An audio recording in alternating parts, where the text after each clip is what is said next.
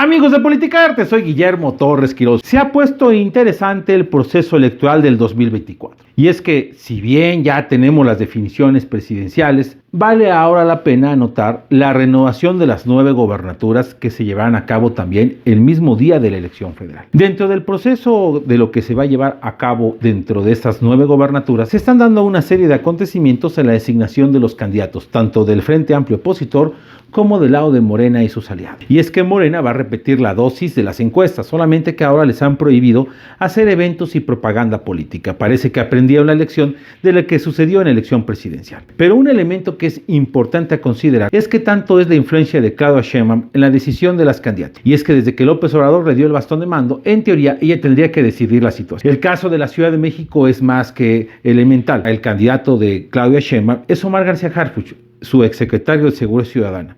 Un hombre con una carrera policial, formado por Genaro García Luna, y no solamente eso, hijo de uno de los políticos más importantes en la década de los 80 del PRI y nieto de quien fuera uno de los generales operadores de la masacre de 1968. Omar García Harfuch cuenta con una amplia simpatía, pero principalmente la simpatía de la ahora candidata de Morena, o bueno, pseudo candidata porque oficialmente no lo es. Por otro lado, también en la Ciudad de México aspiran 2 personajes más. La alcaldesa de Iztapalapa, Clara Brugada, una figura que fue apoyada por López Obrador en aquel fenómeno del 2015 cuando se dio el caso del famoso Rafael Acosta Juanito, en el que López Obrador le pidió a la población que votaran por un candidato representante del Partido del Trabajo y no por la del PRD, que en ese momento había perdido un juicio ante el Tribunal Electoral, la propia Clara Brugada.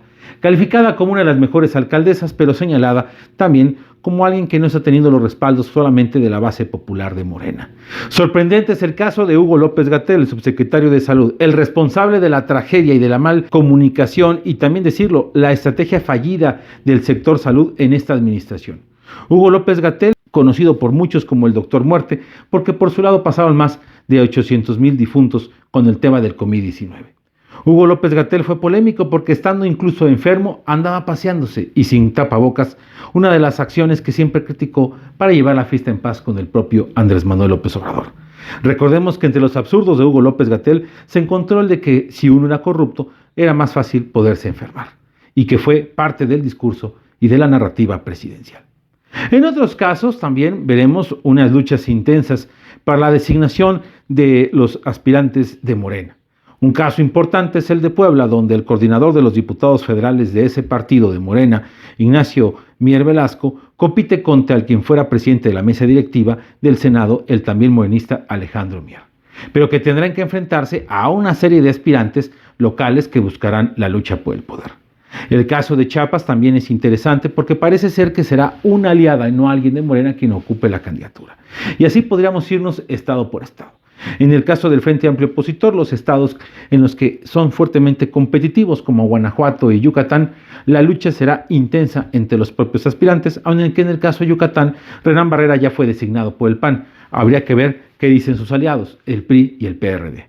En el caso de la Ciudad de México, ahí está la gran incógnita. El PAN popular de la ciudad ha escogido a Santiago Tabuada. Pero por otro lado, hay otras figuras como Sandra Cuevas, la alcaldesa de Cuauhtémoc, que ha levantado la mano junto al alcalde de Coajimalpa, Adrián Rubalcaba. Y por qué no, algunos han señalado que Enrique de la Madrid o la propia Beatriz Paredes podrían volver a ser candidatos a la jefatura de gobierno. Una jefatura de gobierno con altas posibilidades de ganar por parte de la oposición. Y bueno, para rematar en este significado de las candidaturas, realmente llamaba la atención el que Cuauhtémoc Blanco, el gobernador de Morelos, buscaba ser jefe de gobierno de la Ciudad de México. Sin duda va a caer en el Senado para tener fuero, como parece también lo quiere hacer Hugo López-Gatell, pues en caso de perder podría ocupar una diputación o incluso un escaño en el Senado. Es así como en los próximos meses, o días mejor dicho, veremos con intensidad las designaciones de los candidatos a gobernador y posteriormente veremos la lucha por el Senado y los diputados federales, para después irnos a los congresos locales y a las alcaldías. Esta lucha apenas comienza y parece que tendrá elementos muy significativos. Lo que sí podemos decir es de que, si bien las candidaturas presidenciales parece han bajado un poco los humos, hay una realidad. Xóchitl Gálvez está empezando a bajar en popularidad, tal vez por estrategia gubernamental o por desorden al interior de su equipo de campaña. Lo que es un hecho es que vimos por primera vez a una Xóchitl Gálvez en donde sus chistosadas no tuvieron el efecto al hablar sobre el tema de su tesis plagiada, como también en el caso de Claudia Sheinbaum siguen sin entusiasmar al público que no es de Morena. Y es que, aunque si bien las estructuras de los siervos de la nación giran en torno a la candidata de Morena, habría que ver lo que pasa con el ciudadano común y la aspiración de una figura que no es carismática. Y por último, el caso de Movimiento Ciudadano, en donde queda cada vez más claro que la apuesta será más Samuel García que el propio Marcelo Ebrard. Situación que pone en duda no solamente el futuro político de Marcelo Ebrard, sino también el futuro político del Movimiento Ciudadano, que podría incluso tener una intención del voto entre 12 y 13 puntos porcentuales, y que podría modificar gran parte del escenario electoral. Así que no todo está cantado, faltan muchas definiciones, pero tendrán siempre elementos distintivos. El gatillo político de esta ocasión tiene que ver precisamente con los dirigentes nacionales de los partidos, y es que la lucha intensa de las asociaciones, de las agrupaciones ciudadanas por obtener espacios en el Frente Amplio opositor ha obligado a que algunos grupos incluso han amenazado con salir del Frente Amplio. Y no solamente eso, se escucha el rumor de que cada vez Beatriz Paredes podría tener una candidatura con un sector del PRI.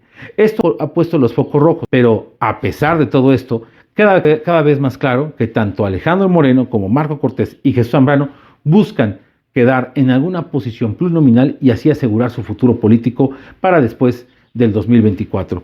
Y es que pareciera que a estas figuras no les interesa el futuro del país, sino les interesa el tener fuero